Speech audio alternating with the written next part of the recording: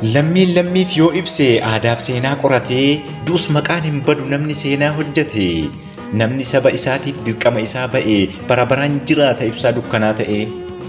Hagam isaa ulfaatu imalli karaa dheeraa namni aadaa isaa beekuuf namni seenaa barreessu waan hundaan milkaa'eera.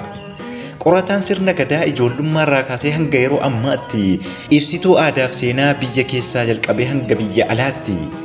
Qorannoo yeroo dheeraa erga taasiseen booda beekaa fi hayyuun kenna bayataa jira qooda. Sirni gadaa ta'uusaa asxaa nagaaf jaalalaa icciitii gadaa beektu biyya keessaa fi alaa. Gaafiif deebii dabalatee icciitii fi sirna gadaa arsoomni qorsooma jechuun barreessaan nuuf ibse aadaa. Akka lammiin wal gargaaruuf rakkataa cinaa goree maatii harka qalleessa hamilee itti horee sammuu isaanii keessaa mana rakkinaa diiguun mana kaayyoo ijaaraa. Dafqasaa curuurfataa rakkataallee gargaaraa aduuf qorra keessa bakka maraa ga'ee beelaaf dheebuu obsaan seenaaf kaa'ee roobaaf qorraan deemee gammoojjii fi baddaa sabaaf gumaacheera kennaa addaa. Aadaan Oromoo fi seenaan akka hin banne duudhaan sirna gadaaf safuun akka hin cabne seenaa akaakilee manguddoo gaafatee aadaaf duudhaa Oromoo hunda iyyaafatee gola golaa yaasee walitti nuu qabee kitaaba taasisuun dhalootaan dhaqqabe. Naannolee odaa shanii hundumarra deemee ilaalee dhaloota isaaf dhalee kaa'e seenaa abboota irraa dhaalee.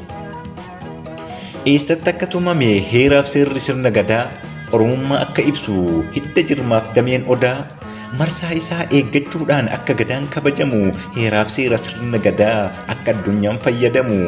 Waggaa 8 akka gadaan aangoo kennu walqixxummaa dhala namaa isa dimookiraasii jennu.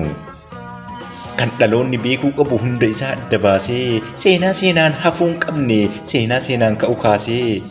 Godaannisa calii calanqoo harkaaf harma muraa aanolee manguddoo irraa odeeffatee ofii qaamaan dhaqee ilaalee. Imala isaa yeroo dheeraa bu'aa bayii baay'ee booda bareechisee babarreessee bayateera kan isaa qooda.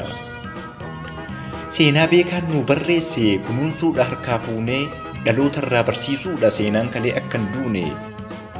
Seenaa kenna orma malee Oromoon kamtu jibba. Kitaaba hayyuu kennaa eebbisiisuuf qophaa'aa Oromoon Keeniyaa fi inni Afrikaa kibbaa. Isa seenaa hojjete nama kamiyyuu taanaan lammiin bira dhaabata. Oromoo Afrikaa ta'ee qaqqaxaleen Naayiroobii eebba kanarraa humnaan seenaan isin gaafata. Barreessaaf beekaan kenna dirqama isaa bayatee dirqama keessan eega. Hiddi hiddattu dhugaa hiddatu hiddaaf dhiiga. Ormarraa